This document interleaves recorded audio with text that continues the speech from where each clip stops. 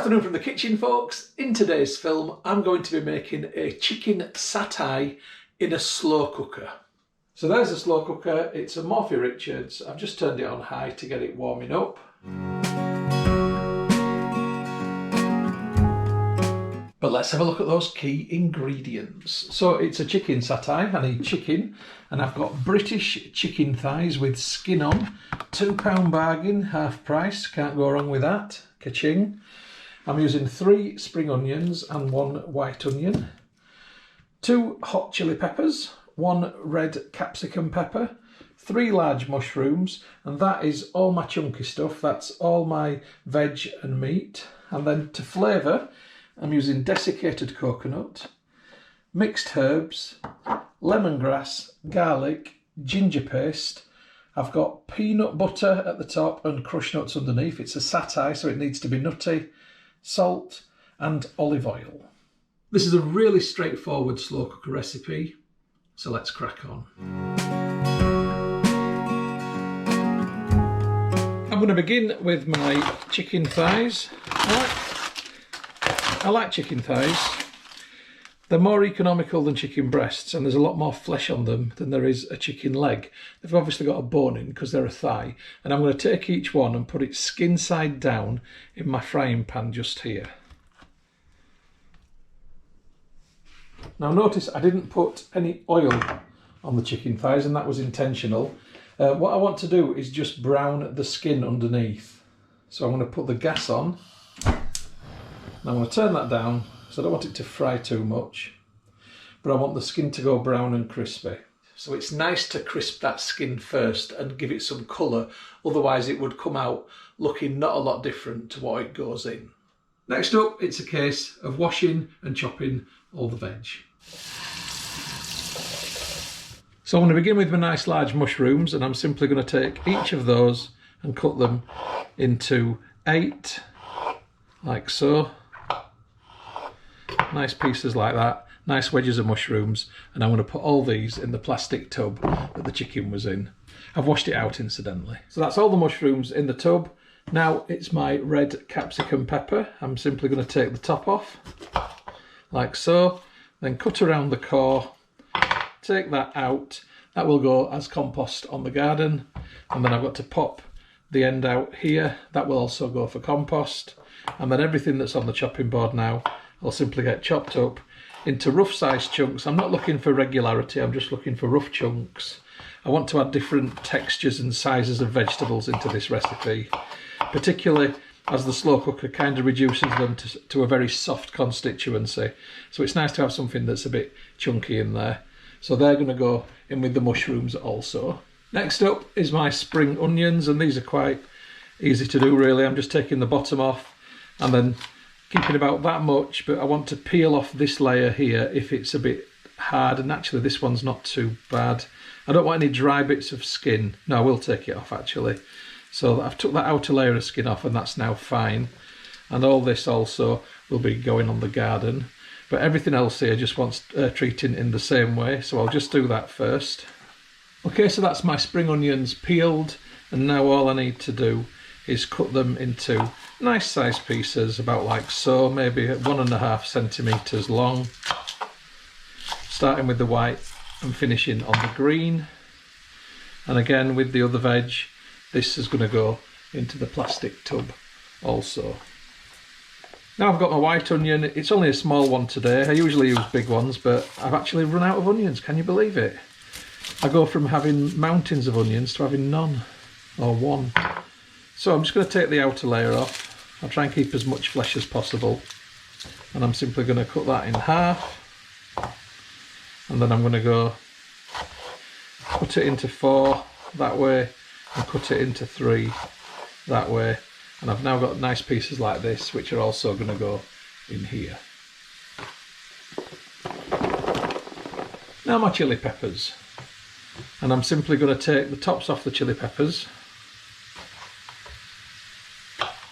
They're going on the garden, and I'm keeping everything else, seeds as well. These are quite hot, but this is going to cook over a period of time. I'm going to cut them into not too small pieces. I want to be able to detect the chilli when I crunch into it. but I don't want it to be obliterated, so it's just an infusion of the flavour, because I might as well just use chilli powder if I'm going to do that. So all my nice chilli pieces are also now going to go into this tub. And that's all my veggies now for the satay. So the chicken is sizzling away just fine. I'm quite happy to leave it doing that, but I want to get these veggies into the slow cooker. So I'm just going to drizzle a bit of oil in the bottom of the slow cooker. Not tons, just a little drizzle, just to give the bottom a slight coating so nothing sticks to the ceramic. And then I want to pour my vegetables on top.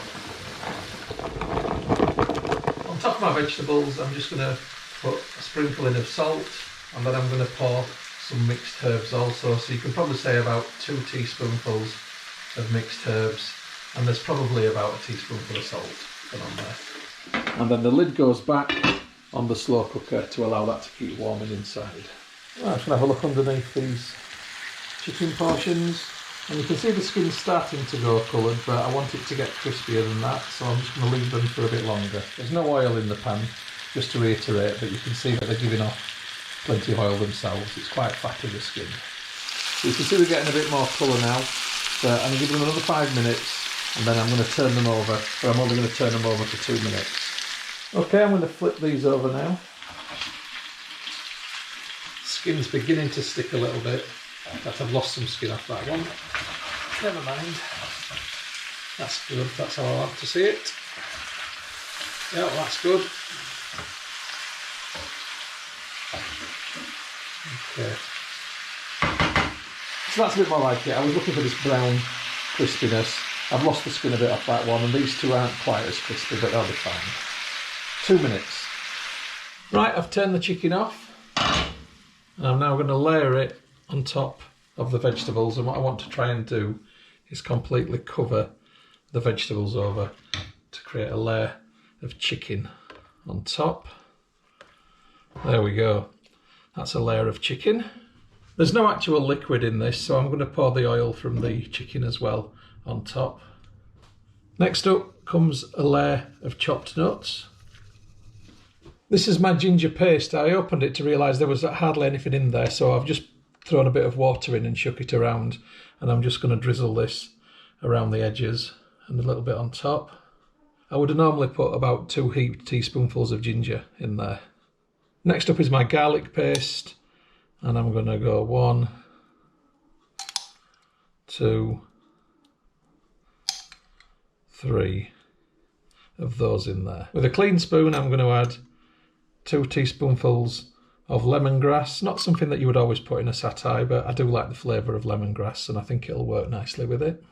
Then I've got my desiccated coconut, and I'm going to sprinkle this on top and give it a good coating. And finally, for now, my peanut butter. So peanut butter really makes a world of difference in satay. It's absolutely an essential ingredient from my perspective. I'm just putting this on top. I'm going to put 4 nice big lumps like that of it on there. So that with the nuts and the coconut and the chilli and the lemongrass and the ginger and the garlic is going to make some great flavour. Right, I'm going to put the lid on, and I'm going to leave this on high so the peanut butter starts to melt and drizzle, and I'm going to leave that for about an hour before turning it down. Right, it's been a nice and straightforward recipe. There might be a couple of extra ingredients that I'm going to put in there much later into this, but I'm going to leave this for an hour, then it goes down to low. So I'll see you in an hour's time for the switch. Right, 1 hour later. So notice the level of liquid at the side there. That's what's come out of the veg and the meat. I didn't add any liquid in there, hardly at all. I am going to add an extra ingredient now, which I hadn't anticipated doing. I've not really thought about, but I'm going to do it, and this is a bit of brown sugar. Satays are generally quite sweet, and I want to make this into a sweeter satay than what it was going to be. So I'm just going to put that like so on the top, mix it in with the peanut butter and the desiccated coconut. It smells absolutely like a satay. And lastly, I'm going to drizzle some more olive oil on top just to help this start to combine together. Right, the lid's now going back on. I'm going to turn this down to low, and we'll come back to it in 3 hours' time and see how it is. Catch you then. Right, 3 hours later. Can't see too much. Let's get the lid off. Ooh, look at that. Bubble, bubble, bubble. So what I'm going to do now is get each of my chicken pieces and I'm going to turn them over so all that sauciness now falls into the mix. All the coconut and all the nuts and everything else. So I'm flip reversing it basically. And that is just gonna fall apart beautifully. Lid goes back on and I'm gonna leave this for another hour, then I'm gonna turn it off. So I'll come back to you then and explain what will happen next. Okay, an hour is up. I am going to switch this off.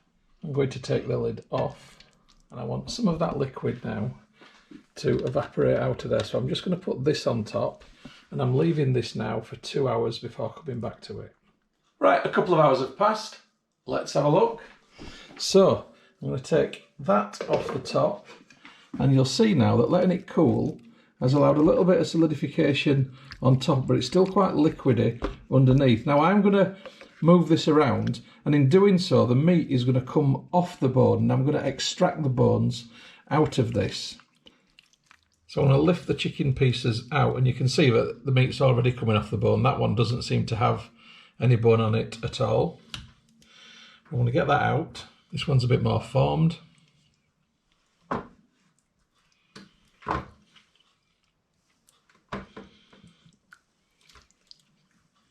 And some of the bones just come completely out like that. And then just using a knife and fork, I'm going to separate the meat away from the bones and anything that looks like it might be a bit of gristle, like you sometimes get at the top of the bone, the cartilagey bit. So that goes on that plate just there. That goes there. I'm literally just pulling them apart. I mean, look how soft this chicken is, how it's pulling. It's just absolutely wonderful. That bit's no good. Put that bit there. Okay, so I've got to do this now for everything that's on this tray. I'll come back to you when I've finished. So this is the net result. All of this is lovely chicken, and I've got the 5 big bones out. There shouldn't be any smaller bones actually. The only other bit that's on them is the little bit of gristle, and I've got 3 out of 5. So there are 2 of those left somewhere in there, but that's not really a problem. So then all of my chicken goes back into the slow cooker. It's extremely flavoursome. The spices and the flavours from the pastes have really crept into the flesh, which is why I've cooked it like I have. And what I want to do now, essentially, is just stir it round and mix it together. It might not look the most appetising in this state, but trust me, it is absolutely delicious. And when it's served, it will look delicious as well. I was considering adding a little bit of flour to thicken it, but I think you can tell from looking at that I don't need to. I'm now going to put this back onto low for another hour and 15 minutes, and then we're ready to dish up. And just a little slow cooker hack. These are the bowls that I'm going to be serving it into, and if you just rest them on top of the slow cooker like that, then they'll be nice and warm, so you're not serving into cold bowls. Right, the countdown's on. Let's get that rice is nice. So just a packet of golden vegetable rice with a bit of white rice substituting it. All nice flavours. See you in 20 minutes. Right, it's time to turn off and dish up. So I'm going to get my rice in the bowl first, and I'm going to make a nice 70s circle. Let's get the lid off. Ooh, sizzly and all nice and caramelised on the edge there. Oh, love that sound. Oh, this is so solid. Wow. This is great actually. Look at how much chicken fibre is there. There's definitely enough for 4 people here.